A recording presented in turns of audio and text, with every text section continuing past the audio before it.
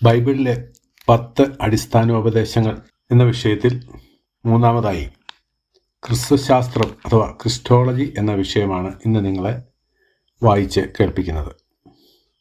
ക്രിസ്തുശാസ്ത്രം എന്നാൽ എന്ത്? ക്രിസ്തോസ് എന്ന ഗ്രീക്ക് പദത്തിൻ്റെ മലയാള രൂപമാണ് ക്രിസ്തു. ക്രിസ്റ്റോസ് എന്നതിന് അഭിഷേകം ചെയ്യപ്പെട്ടവനെന്നും അർത്ഥമുണ്ട്.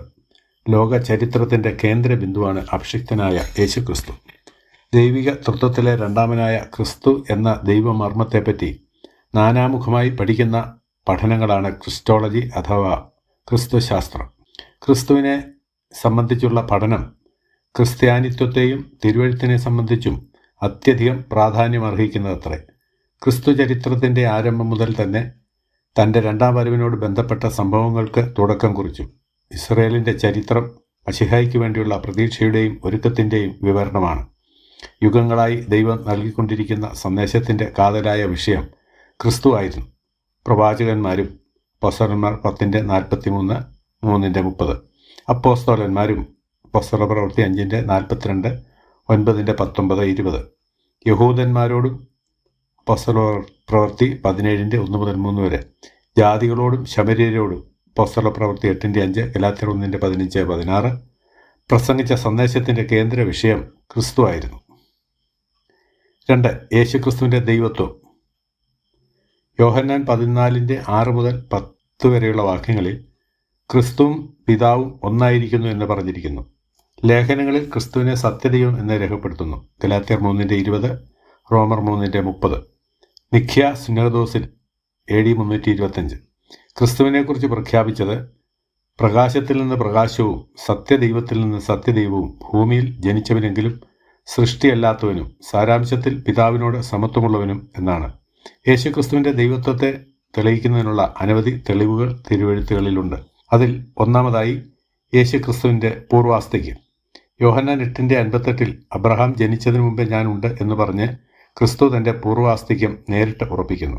ക്രിസ്തുവിൻ്റെ നിത്യതയെ തള്ളിപ്പറയുന്നവർ താൻ കേവലം ഒരു ദൈവ സൃഷ്ടിയായിരുന്നു എന്ന് പറയേണ്ടി വരും.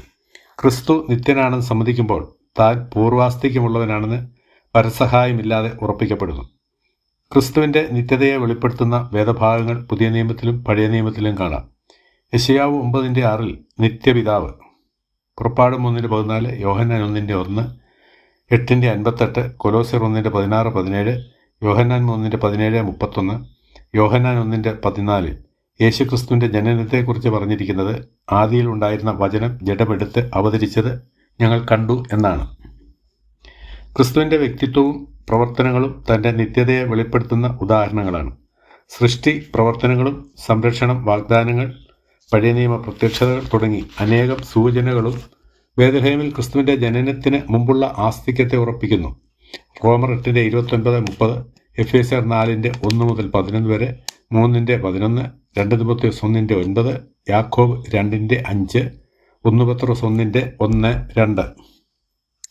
രണ്ടാമതായി യേശുക്രിസ്തുവിൻ്റെ സ്വാഭാവിക ഗുണങ്ങൾ. പിതാവായ ദൈവത്തിൻ്റെ സവിശേഷതകൾ ക്രിസ്തുവിലും കാണുന്നു. അവനിലല്ലോ ദൈവത്തിൻ്റെ സർവ്വസമ്പൂർണതയും ദേഹരൂപമായി വസിക്കുന്നത്. കൊലോസ്യർ 2:9 എന്ന ഏകവാക്യത്തിൽ യേശുക്രിസ്തുവിൻ്റെ എല്ലാ ദൈവിക ഗുണഗണങ്ങളും നിക്ഷിപ്തമായിരിക്കുന്നു. ഈ സ്വഭാവങ്ങൾ ദൈവത്തിന് മാത്രമുള്ളതാണ്. ആയതിനാൽ ക്രിസ്തു ദൈവമാണ് എന്ന് തെളിയുന്നു. യേശുക്രിസ്തുവിൻ്റെ സ്വഭാവ സവിശേഷതകൾ. പൂർവാസ്ഥിക്യവും നിത്യതയും. മീഖ 5:2, യോഹന്നാൻ 8:58, കൊലോസ്യർ 1:16-17, വെളിപ്പാട് 1:8. 2. സ്വയാസ്ഥിക്യം. യോഹന്നാൻ 1:3, കൊലോസ്യർ 1:16-17. 3. സർവ്വവ്യാപകത്വം. സങ്കീർത്തനം 139:7-10 വരെ, അപ്പോസ്തല പ്രവൃത്തി 17:27, മത്തായി 28:20, യോഹന്നാൻ 14:18, 20, 23, യോഹന്നാൻ 1:48, 3:13, മർക്കോസ് 16:17. 4. സർവജ്ഞാനം. യോഹന്നാൻ 2:25, 13:1, 11, 16:30, 21:17. 5. സർവശക്തി. മത്തായി 9:6, 28:18, ലൂക്കോസ് 8:25, യോഹന്നാൻ 17:2, മർക്കോസ് 1:32-34 വരെ, ഫിലിപ്പിയർ 3:21, യൂദ 24, 2 തിമോഥെയോസ് 1:12. 6. മാറ്റമില്ലായ്മ. സങ്കീർത്തനം 102 25 മുതൽ 27 വരെ, എബ്രായർ 1 10 മുതൽ 12 വരെ, 13 8. 7 ദൈവത്തിൻ്റെ സർവ്വസമ്പൂർണത. കൊലോസ്യർ 2 9, മത്തായി 28 18, 1 പത്രോസ് 3 22, ഫിലിപ്പിയർ 2 9 10, വെളിപ്പാട് പുസ്തകം 19 16, കൊലോസ്യർ 1 18. മൂന്നാമതായി യേശുക്രിസ്തുവിൻ്റെ നാമങ്ങൾ. യേശുക്രിസ്തുവിൻ്റെ ദൈവത്വത്തെ തെളിയിക്കുന്ന ഉത്തമ ഉദാഹരണങ്ങളാണ് തനിക്ക് നൽകിയിട്ടുള്ള സ്ഥാനങ്ങളും നാമങ്ങളും.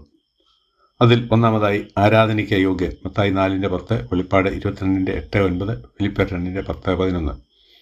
2 സൃഷ്ടാവ്, യോഹന്നാൻ 1 3. 3 പരിപാലിക്കുന്നവൻ, എബ്രായർ 1 3, കൊലോസ്യർ 1 17. 4 പാപ വിമോചകൻ, മർക്കോസ് 2 5, ലൂക്കോസ് 7 48 50. 5 ഉയർപ്പിക്കുന്നവൻ, ഫിലിപ്പിയർ 3 21. 6 ന്യായം വിധിക്കുന്നവൻ, 2 തിമോത്തിയോസ് 4 11, മത്തായി 25 31 മുതൽ 33 വരെ, യോഹന്നാൻ 5 22 23. 7 നിത്യജീവൻ നൽകുന്നവൻ, യോഹന്നാൻ 17 2, 10 28. 8 എലോഹീം, യെശയ്യാവ് 40 3, ലൂക്കോസ് 3 4 6, യെശയ്യാവ് 9 6 7. 9 വീരനാം ദൈവം, യെശയ്യാവ് 9 6. 10 കർത്താവ്, മത്തായി 22 44, എബ്രായർ 1 13 42, അപ്പോസ്തലപ്രവൃത്തി 2 34 35. 9 ദൈവപുത്രൻ, യോഹന്നാൻ 5 18, 10 36, 17 23, 1 യോഹന്നാൻ 5 7. 12 ഏകജാതൻ, യോഹന്നാൻ 1 14, 4 9, എബ്രായർ 11 18. 13 യഹോവയുടെ ദൂതൻ, ഉൽപ്പത്തി 22 15 മുതൽ 18 വരെ, 31 11 മുതൽ 13 വരെ, പുറപ്പാട് 14 19, ന്യായാധിപന്മാർ 13 9 മുതൽ 20 വരെ. 14 ദൈവം, എബ്രായർ 1 8, യോഹന്നാൻ 1 18, 20 28, റോമർ 9 5. 15 ആദ്യനും അന്ത്യനും, വെളിപ്പാട് 1 8, 22 13, യെശയ്യാവ് 41 4, 44 6. 16 ലോഗോസ്, യോഹന്നാൻ 1 1 2 26, 17 24. ലോഗോസ് എന്നതിന് വചനം എന്നാണ് അർത്ഥം. ഇത് ദൈവത്വത്തിലെ സകല ആശയങ്ങളുടെയും ആകത്തുകയാണ്. ആദിയിൽ വചനം ഉണ്ടായിരുന്നു എന്നതിൽ വചനത്തിൻ്റെ നിത്യാസ്തിക്യവും, വചനം ദൈവത്തോടുകൂടി ആയിരുന്നു എന്നതിൽ വചനത്തിൻ്റെ വ്യക്തിത്വവും, വചനം ദൈവമായിരുന്നു എന്നതിൽ വചനത്തിൻ്റെ ദൈവത്വവും വ്യക്തമാക്കുന്നു. 4 ദൈവപുത്രൻ. ഈ പേര് മറ്റു പലരെക്കുറിച്ച് ഉപയോഗിച്ചിട്ടുണ്ടെങ്കിലും അവരിൽ നിന്നും തികച്ചും വ്യത്യസ്തമായി ഏകജാതനായ പുത്രൻ എന്നാണ് ക്രിസ്തുവിനെക്കുറിച്ച് ഉപയോഗിച്ചിരിക്കുന്നത്. മൊണോജനസ് എന്ന വാക്കാണ് മൂലഭാഷയിൽ ഉപയോഗിച്ചിരിക്കുന്നത്. അത്തരത്തിൽപ്പെട്ട ഒന്ന് മാത്രം എന്നാണ് അർത്ഥം. അതായത് ദൈവപുത്രൻ എന്ന പ്രയോഗം കൊണ്ട് തൻ്റെ ദൈവത്വമാണ് ദൃഢീകരിക്കപ്പെടുന്നത്. നിത്യതയിൽ വെച്ച് തന്നെ പിതാവിനോട് തുല്യനായവൻ എന്ന സാരം. യോഹന്നാൻ 10:36 ദൈവത്തിൻ്റെ പുത്രൻ എന്ന് പറഞ്ഞാൽ താനും ദൈവമാണെന്ന് കർത്താവ് സ്ഥാപിക്കുകയായിരുന്നു എന്ന് മനസ്സിലാക്കണം. ഞാനും പിതാവും ഒന്നാകുന്നു, യോഹന്നാൻ 17 23, 1 യോഹന്നാൻ 5 7 എന്നാണല്ലോ യേശു പറഞ്ഞത്. 5 അദർശനായ ദൈവത്തിൻ്റെ പ്രതിമ അഥവാ പ്രതിരൂപം, കൊലോസ്യർ 1 15. പ്രതിമ എന്നതിന് എൽക്കോൺ എന്ന വാക്കാണ് മൂലഭാഷയിൽ ഉപയോഗിച്ചിരുന്നത്. സ്വഭാവത്തോടു കൂടിയ പ്രത്യക്ഷത എന്നാണ് അർത്ഥം. ഫിലിപ്പിയർ 2 6 ദൈവരൂപത്തിലിരിക്കെ എന്ന പ്രയോഗത്തോട് ഇതിന് ബന്ധമുണ്ട്. അദർശനായ ദൈവത്തെ ദൃശ്യമാക്കി തീർത്ത മാധ്യമമാണ് പുത്രൻ. ദൈവത്തെ പ്രതിനിധീകരിക്കുവാൻ ദൈവത്തിനെ കഴിയൂ. യോഹന്നാൻ 14:9 എന്നെ കണ്ടവൻ പിതാവിനെ കണ്ടിരിക്കുന്നു എന്നുള്ള കർത്താവിൻ്റെ പ്രസ്താവന ഈ കാര്യമാണ് വെളിപ്പെടുത്തുന്നത്. കൊലോസ്യർ 2:9 അവനിലല്ലോ ദൈവത്തിൻ്റെ സർവ്വസമ്പൂർണതയും ദേഹരൂപമായി വസിക്കുന്നത് എന്ന പ്രസ്താവനയും ശ്രദ്ധിക്കുക. 3 യേശുക്രിസ്തുവിൻ്റെ മനുഷ്യത്വം. മനുഷ്യബുദ്ധിക്ക് ചിന്തിക്കുവാൻ കഴിയുന്നതിലും അപ്പുറം അത്യത്ഭുതകരമായ ഒന്നാണ് സ്വർഗത്തിലെ ദൈവം മനുഷ്യനായി ഭൂമിയിൽ അവതരിച്ചു എന്നത്. പ്രാവചനികപരമായി, ചരിത്രപരമായി തിരുവെഴുത്തുകൾ യേശുക്രിസ്തുവിൻ്റെ മനുഷ്യാവതാരത്തിന് സാക്ഷ്യം വഹിക്കുന്നു. ഉൽപ്പത്തി 3:15, സങ്കീർത്തനം 2:7, യെശയ്യാവ് 9:6, മത്തായി 1:18 മുതൽ 25 വരെ, യോഹന്നാൻ 1:14, അപ്പോസ്തലപ്രവൃത്തി 10:38, 1 തിമോത്തിയോസ് 3:16, എബ്രായർ 2:14. യേശുക്രിസ്തുവിനെക്കുറിച്ചുള്ള ആദ്യ പ്രവചന വിഷയം ഉൽപ്പത്തി 3:15 കാണുന്നു. സ്ത്രീയുടെ സന്തതി എന്ന് ഇവിടെ ചിത്രീകരിച്ചിരിക്കുന്നു. ദൈവശാസ്ത്രപരമായി ഇതിനെ പ്രോട്ടോ ഇവാൻഗലിയോൻ എന്നറിയപ്പെടുന്നു. ആദ്യത്തെ സുവിശേഷം എന്ന് അറിയപ്പെടുന്ന ഈ പ്രവചനം നിവൃത്തിയായത് ഹെരോദ രാജാവിൻ്റെ ഭരണത്തിൻ്റെ ഏതാണ്ട് അവസാന കാലഘട്ടത്തിൽ ദാവീദിൻ്റെ കുടുംബത്തിൽ മറിയ എന്ന കന്യകയിലൂടെ യേശു ക്രിസ്തു ജനിച്ചപ്പോഴാണ്. അനാദിയായി നിത്യനായിരുന്ന വ്യക്തിയാണ് കന്യകയിലൂടെ ജാതനായത്. ക്രിസ്തു പുരുഷൻ്റെ സന്തതിയല്ല, പ്രത്യുത സ്ത്രീയുടെ സന്തതിയാണ്. മത്തായി 1:18, 20 മുതൽ 25 വരെ, 2:11, ലൂക്കോസ് 1:35, ഗലാത്യർ 4:4. 4. മനുഷ്യാവതാരത്തിൻ്റെ തെളിവുകൾ. ക്രിസ്തുവിൻ്റെ മനുഷ്യാവതാരത്തെ തെളിയിക്കുന്ന അനേക വേദഭാഗങ്ങൾ ഉണ്ട്. യോഹന്നാൻ 1:14, ഗലാത്യർ 4:4, റോമർ 8:3, ഫിലിപ്പർ 2:6-7, എബ്രായർ 2:14.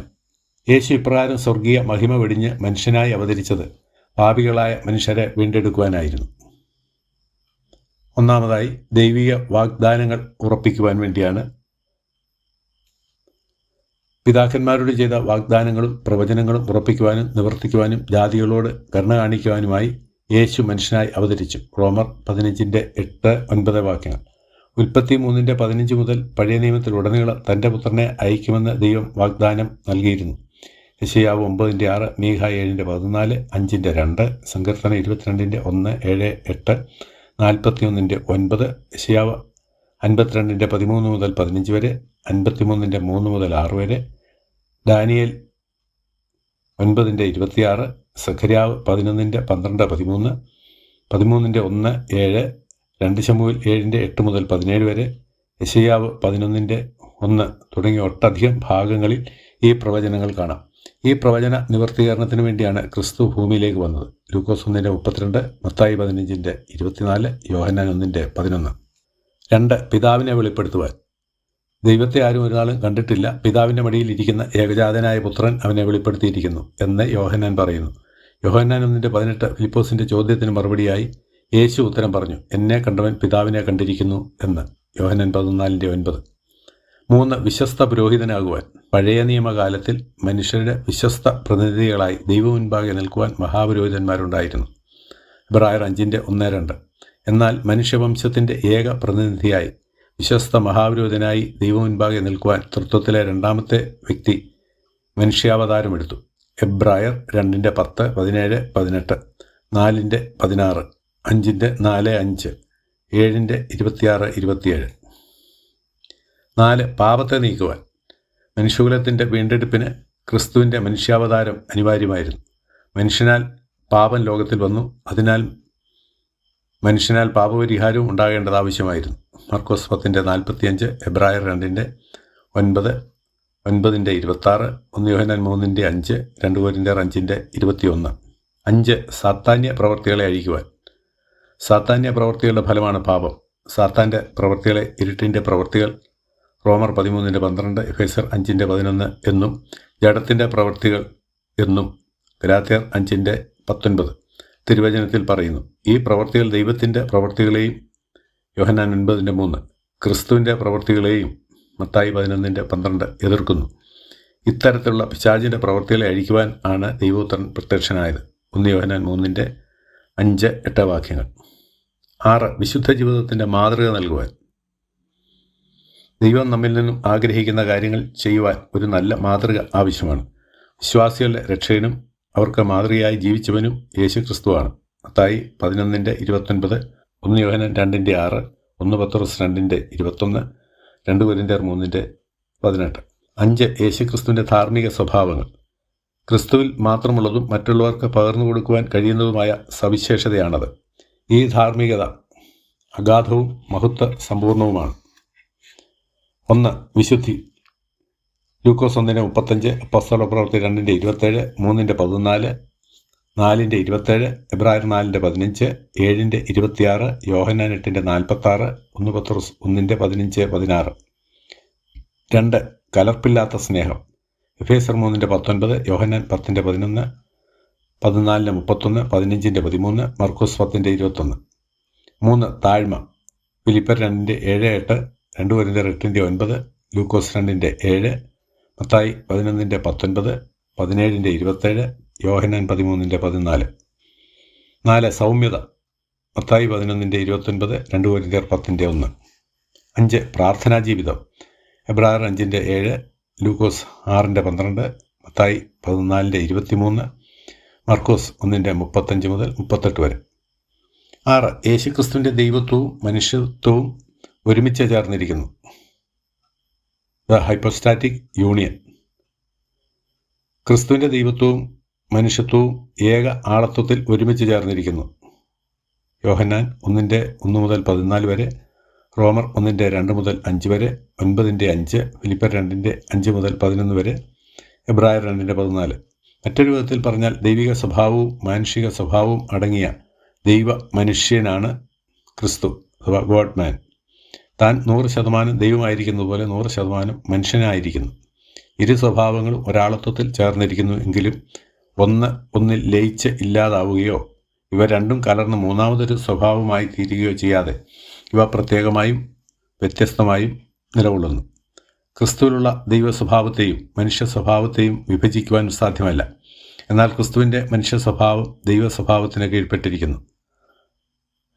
Hypostatic union. സാക്ഷാൽ ദൈവമായ ക്രിസ്തു പുരുഷബന്ധം കൂടാതെ പരിശുദ്ധാത്മാവിനാൽ കന്യകയിൽ നിന്ന് ജഡമെടുത്ത് സാക്ഷാൽ മനുഷ്യനായി തീരുകയും ദൈവസ്വഭാവം മനുഷ്യ സ്വഭാവമായി തീരുകയോ മനുഷ്യ സ്വഭാവം ഭേദപ്പെട്ട് ദൈവസ്വഭാവമായി തീരുകയോ തമ്മിൽ സമ്മിശ്രപ്പെടുകയോ കൂടിക്കലർന്ന് വേറൊരു സ്വഭാവമായി തീരുകയോ ഒന്നിനാലൊന്ന് നശിച്ചു പോകുകയോ ചെയ്യാതെ ദൈവത്വവും മനുഷ്യത്വവും ഒരിക്കലും വേർപിരിക്കുവാൻ കഴിയാതെ വണ്ണം ഒരാളത്വത്തിൽ എന്നേക്കുമായി യോജിച്ചിരിക്കുന്നു. ഇതിനെ ഹിപ്പോസ്റ്റാറ്റിക് യൂണിയൻ എന്ന് പറയുന്നു. ഇരു സ്വഭാവങ്ങളിലുമുള്ള അഭേദ്യമായ ഐക്യം ക്രിസ്തുവിൻ്റെ നാമങ്ങളിൽ കൂടിയും പ്രവർത്തനങ്ങളിൽ കൂടിയും വെളിപ്പെടുത്തിയിട്ടുണ്ട്. മനുഷ്യപുത്രൻ യോഹന്നാൻ 3:13, 5:27, 6:54-62, മത്തായി 17:9, മർക്കോസ് 2:10, ലൂക്കോസ് 21:27, ദൈവം അപ്പോസ്തല പ്രവൃത്തി 20:28, തേജസ്സിൻ്റെ കർത്താവ് 1 കൊരിന്ത്യർ 2:8, ഇമ്മാനുവേൽ യെശയ്യാവ് 7:14, മനുഷ്യനെപ്പോലെ യേശുവിനെ ദാഹിച്ചു യോഹന്നാൻ 4:7, വിശന്നു മത്തായി 4:2, കരഞ്ഞു യോഹന്നാൻ 11:35, ഉറങ്ങി മർക്കോസ് 4:38, മരിച്ചു മർക്കോസ് 15:25, ലൂക്കോസ് 23:33, ദൈവിക പ്രവൃത്തിയായി അവൻ വെള്ളം വീഞ്ഞാക്കി യോഹന്നാൻ 2:9, അത്ഭുതങ്ങളും അടയാളങ്ങളും ചെയ്തു യോഹന്നാൻ 2:9, 6:11, മർക്കോസ് 4:39, 16:6. യേശുക്രിസ്തുവിൻ്റെ പ്രവർത്തനങ്ങൾ. 7. ചിന്തിക്കാം. ക്രിസ്തുവിൻ്റെ മരണത്തിൻ്റെ സ്വഭാവം യഥാർത്ഥമായി മനസ്സിലാക്കുവാൻ അല്പം ബുദ്ധിമുട്ടുണ്ടെങ്കിലും തിരുവെഴുത്തിൻ്റെ അടിസ്ഥാനത്തിൽ ക്രിസ്തുവിൻ്റെ ക്രൂശുമരണം രക്ഷാസ്വഭാവമുള്ളതായിരുന്നു. യോഹന്നാൻ 10:17-18, ഗലാത്യർ 2:20, 1 പത്രോസ് 3:18, 1 കൊരിന്ത്യർ 15:3, റോമർ 4:24. 8. യേശുക്രിസ്തുവിൻ്റെ ത്രിവിധ ഔദ്യോഗിക സ്ഥാനങ്ങൾ. തിരുവെഴുത്തിൻ്റെ അടിസ്ഥാനത്തിൽ ക്രിസ്തുവിന് 3 ഔദ്യോഗിക സ്ഥാനങ്ങളുണ്ട്. 1. പ്രവാചകൻ. പുതിയ നിയമത്തിലുള്ള ക്രിസ്തുവിൻ്റെ പ്രവാചക ശുശ്രൂഷ പഴയ നിയമത്തിൽ മുൻകൂട്ടി പറഞ്ഞിട്ടുണ്ട്. ആവർത്തനം 18-19. യോർദാൻ നദീതീരത്ത് തുടങ്ങിയ ഈ ഔദ്യോഗിക ശുശ്രൂഷ അവസാനിച്ചത് കാൽവർ ക്രൂശിൽ ആണ്. മത്തായി 4:23 മുതൽ 25 വരെ. 2. പുരോഹിതൻ. മനുഷ്യവർഗത്തെ പാപത്തിൻ്റെ ശിക്ഷയിൽ നിന്നും വിടുവിക്കുവാൻ ക്രിസ്തു ഒരു പുരോഹിതനായിരിക്കണം. പ്രവാചകൻ ദൈവത്തിനു വേണ്ടി മനുഷ്യനോട് സംസാരിക്കുന്നവനാണെങ്കിൽ മനുഷ്യനു വേണ്ടി ദൈവത്തോട് സംസാരിക്കുന്ന ശുശ്രൂഷയാണ് പുരോഹിതനുള്ളത്.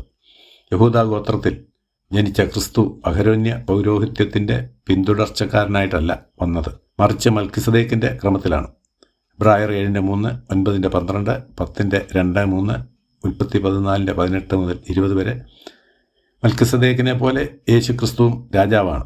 നമ്മുടെ ആരാധന താൻ സ്വീകരിക്കുന്നു. 3. രാജാവ്. കർത്താവായ യേശു ക്രിസ്തു രാജാതി രാജാവും സകല ഭൂരാജാക്കന്മാർക്കും അധിപതിയുമാണ്. വെളിപ്പാട് 1:5. 9. യേശു ക്രിസ്തുവിൻ്റെ 2ാം വരവ്. ലോകം കണ്ടിട്ടുള്ളതിൽ വെച്ച് ഏറ്റവും അത്ഭുതകരവും മഹത്തരവുമായ സംഭവമായിരിക്കും യേശു ക്രിസ്തുവിൻ്റെ 2ാം വരവ്. തൻ്റെ 2ാം വരവിനെ വെളിപ്പെടുത്തുന്ന അനേകം തിരുവെഴുത്തുകളുണ്ട്. വെളിപ്പാട് 1:7, 22:7, മത്തായി 24:30, യോഹന്നാൻ 14:3, അപ്പോസ്തല പ്രവൃത്തി 1:10-11, 1 തെസ്സലോനിക്കർ 4:16-17. ഈ 2ാം വരവിൽ ക്രിസ്തുവിൽ മരിച്ചവർ ഉയർക്കുകയും യോഹന്നാൻ 5:28, 1 തെസ്സലോനിക്കർ 5:16-17, വെളിപ്പാട് 20:15. ന്യായവിധിയും പ്രതിഫലവും നൽകപ്പെടുകയും ചെയ്യും. യോഹന്നാൻ 5:22, റോമർ 5:7, 1 കൊരിന്ത്യർ 3:13 മുതൽ 15 വരെ, വെളിപ്പാട് 20:11 മുതൽ 15 വരെ. ക്രിസ്തു രാജാവായി ലോകത്തെ ഭരിക്കും. ന്യായം, നീതി, സാമൂഹിക സമത്വം എന്നിവ അന്ന് ലോകത്തിൽ സംജാതമാകും. വെളിപ്പാട് 19:15-16.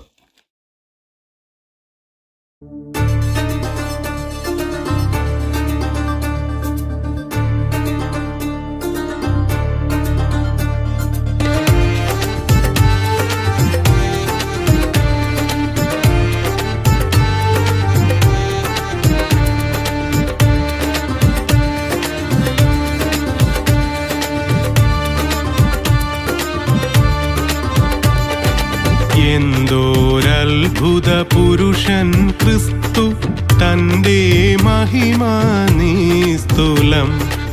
എന്തോരത്ഭുത പുരുഷൻ ക്രിസ്തു, തന്റെ മഹിമാ നിസ്തുലം. ഇത്ര മഹാനായുത്തമനാകുമൊരുത്തനെയുലകിൽ കാണുമോ? എന്തോരത്ഭുത പുരുഷൻ ക്രിസ്തു, തന്റെ മഹിമാ നിസ്തുലം.